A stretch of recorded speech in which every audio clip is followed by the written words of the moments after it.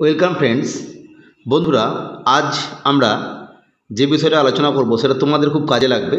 কারণ আমরা জানি যে এসএসসি জিডি 2025-এর নোটিফিকেশান অলরেডি এসে গেছে এবং সেটা নিয়ে আমরা ডিটেলসে আগেই ভিডিও করেছিলাম।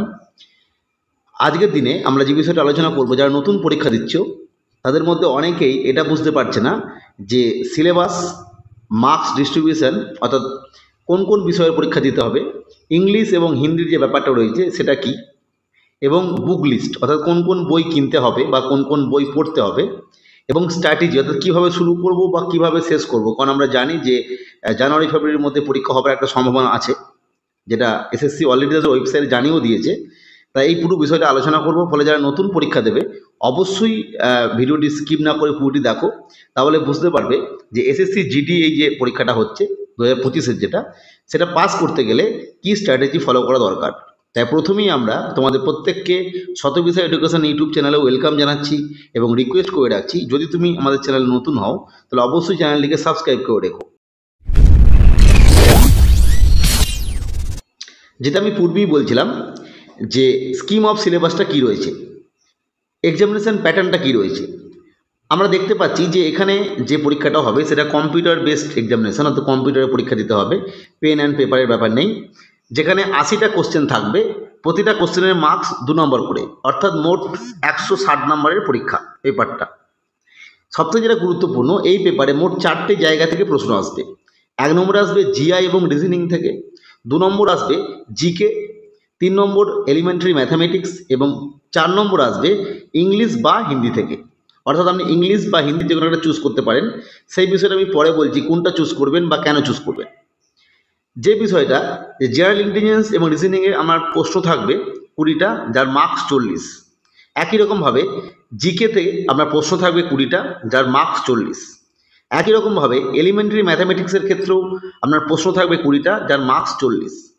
ঠিক ইংলিশ বা হিন্দি এই দুটো বিষয়ের ওপর, মানে কোনো একটি বিষয়ের ওপর প্রশ্ন থাকবে 20টি এবং মার্কস 40, অর্থাৎ 160 নম্বরের পরীক্ষা। আপনি টাইম পাবেন মোট 60 মিনিট, অর্থাৎ 1 আওয়ার, 1 ঘন্টার মধ্যে আপনাকে কিন্তু উত্তরটা করতে হবে। প্রশ্ন হচ্ছে আপনি ইংলিশ বা হিন্দি কোনটা চয়েস করবেন। যারা 2-1বার পরীক্ষা দিয়েছেন তারা হয়তো বুঝে গেছেন, কিন্তু যারা প্রথমবার পরীক্ষা দেবে বা দ্বিতীয়বার পরীক্ষা দেবে তাদের ক্ষেত্রে অনেক সময় সমস্যা হয় কোন পেপারটা নেবে। যারা ইতিমধ্যে চাকরি পেয়ে গেছে এসএসসি জিডিতে, বা যারা রিসেন্ট যে পরীক্ষাটা চলছে আমরা জানি 2024-এর, যার মাঠ এবং মেডিকেল হচ্ছে, সেই যে পরীক্ষাটা চলছে 24-এর, তাদেরও যারা পাস করেছে তাদেরও যে বক্তব্য, যদি আপনাদের পরিচিত কেউ থাকে সেক্ষেত্রে দেখবেন, যদি আপনি ইংলিশে দুর্বল হন অবশ্যই আপনি হিন্দি চয়েস করুন। যদি কারোর ক্ষেত্রে এরকম হয় যে সে ইংলিশে যথেষ্ট ভালো, সেক্ষেত্রে ইংলিশ চয়েস করতেই পারেন, কিন্তু যারা ইংলিশে দুর্বল তারা হিন্দি চয়েস করুন। অবশ্যই আপনার পাশাপাশি যদি কেউ থাকে তাকে জিজ্ঞাসা করুন। আর একটা বিষয়, আপনি যদি চয়েস নাও করতে পারেন, যেহেতু ফর্ম ফিল আপ যে চলছে সেটা এখনও টাইম আছে অনেকটা সময়, তা আপনি এই সময়ের মধ্যে নিজেকে সন্তুষ্ট করার জন্য PYQ অর্থাৎ প্রিভিয়াস ইয়ার কোশ্চেন দেখুন, সেখানে কী ধরনের প্রশ্ন আসছে দেখুন। যদি মনে হয় যে এখানে আমার হিন্দির থেকে ইংলিশটা আমি বেশি কমফোর্ট মনে করছি, তাহলে অবশ্যই আপনি ইংলিশ চয়েস করতে পারেন, কিন্তু আমার মতামত হিন্দিটা চয়েস করাই ভালো। কারণ যারা চাকরি পেয়েছে বা 24-এ যারা অলরেডি মাঠে যাচ্ছে বা মাঠে ডাক পেয়েছে, তারা প্রত্যেকেই কিন্তু বেশিরভাগ জনই হিন্দি কিন্তু নিয়েছে। নেক্সট দেখবো সিলেবাসটা কী, যাতে আপনার কী পড়তে হবে। আমরা যেটা প্রথমেই বলেছিলাম যে জেনারেল ইন্টেলিজেন্স এবং রিজনিংয়ের ক্ষেত্রে খুব সুন্দরভাবে লেখা আছে এখানে যে ভার্বাল এবং নন ভার্বাল রিজনিং সমস্ত বিষয়টা থাকবে। অর্থাৎ এখানে কোডিং, ডিকোডিং, সিরিজ, যে ধরনের রিজনিং হয় পুরো বিষয়টাই থাকবে। 2 নম্বর জেনারেল নলেজ। জেনারেল নলেজ বলতে আপনাকে একদম পুরো স্পষ্ট উল্লেখ করে দেওয়া হয়েছে যে history, sports, culture, geography, economics, science, general polity, Indian constitution, scientific research etcetera, অর্থাৎ এই সমস্ত বিষয় যেটা আমরা জিকে হিসাবে পড়ি, পুরো ব্যাপারটাই আপনাকে পড়তে হবে। এবার কীভাবে পড়বেন সেটা আমি পরে বলছি। নেক্সট যেটা দেখবো এলিমেন্টারি ম্যাথামেটিক্স হিসাবে, সে একই বিষয় লেখা আছে, আপনি দেখতে পাচ্ছেন, যেখানে আপনাকে percentage, number system, ratio, proportion, average, interest, profit and loss, discount, mensuration, time and distance, ratio and time, time and work, এই সমস্ত ইন্টারেস্ট, পুরো বিষয়টা আপনাকে পড়তে হচ্ছে। নেক্সট যেটা ইংলিশ এবং হিন্দি ক্ষেত্রে যেটা আমি বললাম, দুটোরই ক্ষেত্রে কিন্তু একই বিষয়, যে আপনার বেসিক আন্ডারস্ট্যান্ডিং ইংলিশ বা হিন্দির ক্ষেত্রে সেই বিষয়টা দেখা হবে। সেই জায়গায় আমি বললাম অবশ্যই আপনি হিন্দি চয়েস করবেন, যদি আপনি ইংলিশে নিজেকে মনে করেন যে আমি যথেষ্ট কমফোর্টেবল জোনে আছি, ইংলিশ আমার ভালো হয়, সেক্ষেত্রে আপনি চুজ করতে পারেন। আর যদি এরপরেও আমরা কোনো কনফিউশন হয়, আমরা যদি কেউ চেনা জানা কেউ থাকে তার সঙ্গে কনসাল্ট করতে পারেন, যারা অলরেডি চাকরি পেয়েছে বা 24-এর যে পরীক্ষাটা চলছে সেখানে পাস করে মাঠে যাচ্ছে। 2 নম্বর, এরপরে যদি আপনি না বিশ্বাস করেন তাহলে আপনি PYQ বার করুন বা প্রিভিয়াস ইয়ার কোশ্চেন ডাউনলোড করুন এবং সেখানে দেখুন যে কোনটাই বেশি আপনার কমফোর্ট মনে হচ্ছে। নেক্সট যেটা দেখব, বুক লিস্ট কি হতে পারে। এরপর আমরা দেখব একটা পারফেক্ট বুক লিস্ট, অর্থাৎ SSC GD 2025 এই এক্সামটা ক্র্যাক করার জন্য আপনার কি কি বই থাকা দরকার। আমরা প্রথমেই জিকে বইগুলো দেখব। জিকে বইয়ের আমি প্রথমে লিখেছি 1 নম্বর লিলাস SSC GD এবং 2 নম্বর লিখেছি ম্যানুয়াল বুক। ভালো করে এই জায়গাটা বুঝবেন। বিষয়টা কি, বিষয়টা হচ্ছে এরকমই, আপনার কাছে লিলাস SSC GD বইটা আছে বা আপনি কিনলেন, যদি আপনার কাছে অন্য কোনো বই থেকে থাকে আপনি সেটাও পড়তে পারেন। এই বইগুলো মূলত জাস্ট শর্ট করে লেখা আছে। এখানে আমি পাবেন প্রিভিয়াস ইয়ার কোশ্চেন এবং প্র্যাকটিস সেট, তার সঙ্গে কিছু কিছু প্রশ্নের যে ছোটো ছোটো করে উত্তর লেখা আছে। কিন্তু আপনি যদি PYQ ফলো করেন, প্রিভিয়াস ইয়ার কোশ্চেন দেখেন, সেখানে যে সমস্ত প্রশ্নগুলো আসবে আপনি শুধুমাত্র এই বইটা প্র্যাকটিস করে বা বইটা পড়ে উত্তর করতে পারবেন না। আপনি অন্য কোনো রায়চৌধুরী বা অন্যান্য যে সমস্ত বইগুলো আছে সেগুলো পড়েও পারবেন না। তার জন্য আপনাকে একটা এক্সট্রা করে ম্যানুয়াল বুক কাছে রাখতে হবে। সেই ম্যানুয়াল বুক বলতে আপনি দেখবেন বাজারে অনেক ধরনের ম্যানুয়াল বুক পাওয়া যায়। আমরা জানি যে ছায়া প্রকাশনের একটা বই পাওয়া যায়, নিতেন সিংহানিয়া স্যারের বই আছে। ঠিক ম্যানুয়াল বুক বলতে আমি যেটা বলতে চাইছি, আমার মতো যদি কেউ কেনেন তাহলে লিলারই একটা ম্যানুয়াল বুক পাওয়া যায়, লিলাস ক্রাক WBCS। এই বইটা যদি কেনেন এখানে আপনি কি পাবেন, ওই যে আমি একটু আগে সিলেবাসটা আলোচনা করছিলাম, history, geography, polity, Indian constitution, economics, general science, science and tech, এই সমস্ত বিষয়গুলো কিন্তু সুন্দর করে উল্লেখ করা আছে।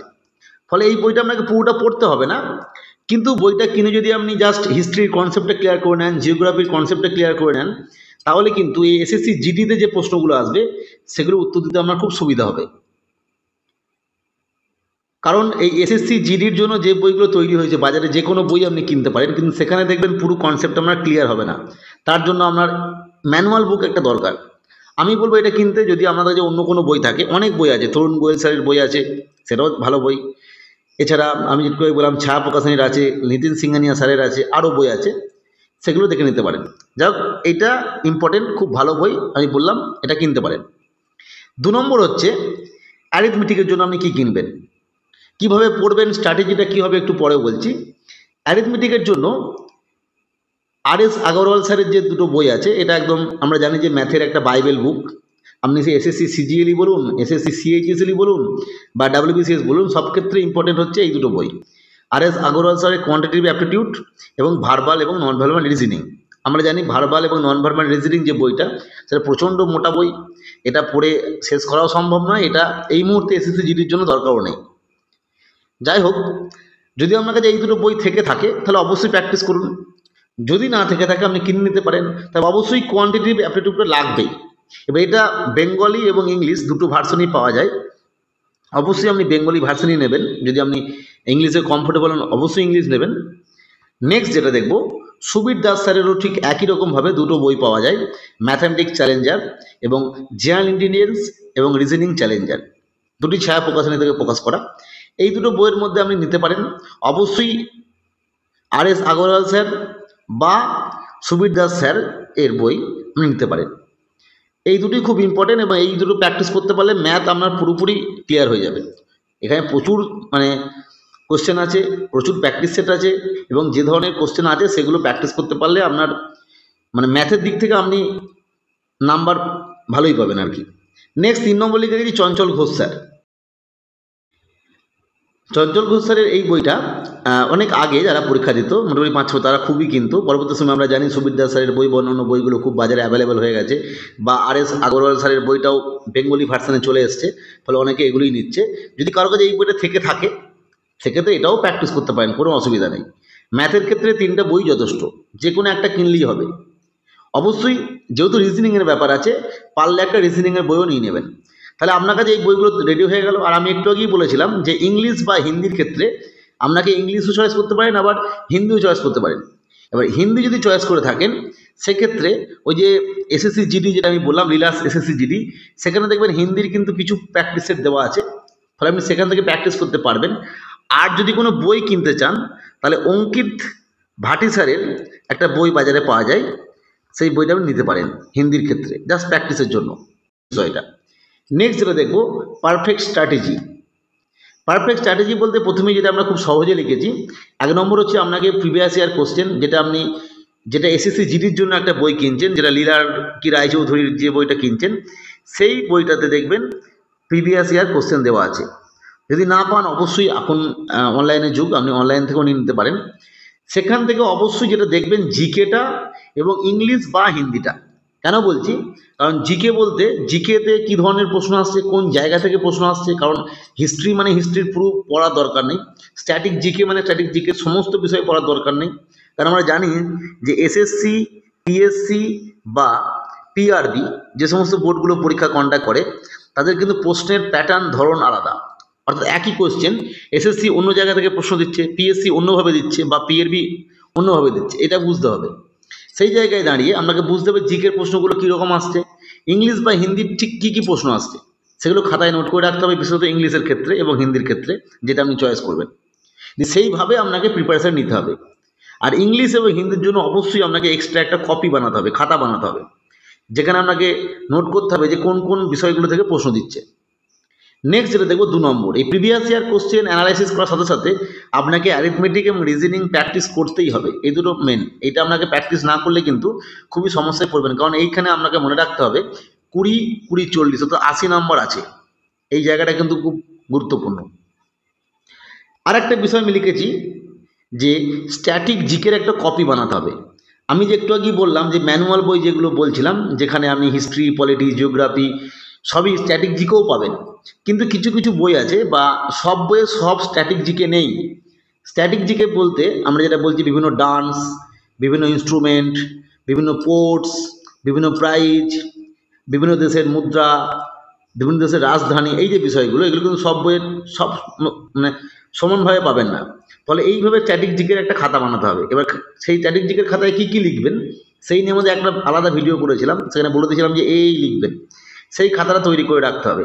সেই খাতায় আপনাকে বিভিন্ন জায়গা থেকে সোর্স থেকে তথ্য নিয়ে সেটা অনলাইন অফলাইন লিখে রাখবেন। স্ট্যাটিক জিকে থেকে কিন্তু অনেকগুলো প্রশ্ন আসে এসএসসিতে। এইগুলো হয়ে যাওয়ার পর আপনি তারপরে মক টেস্ট প্র্যাকটিস করবেন।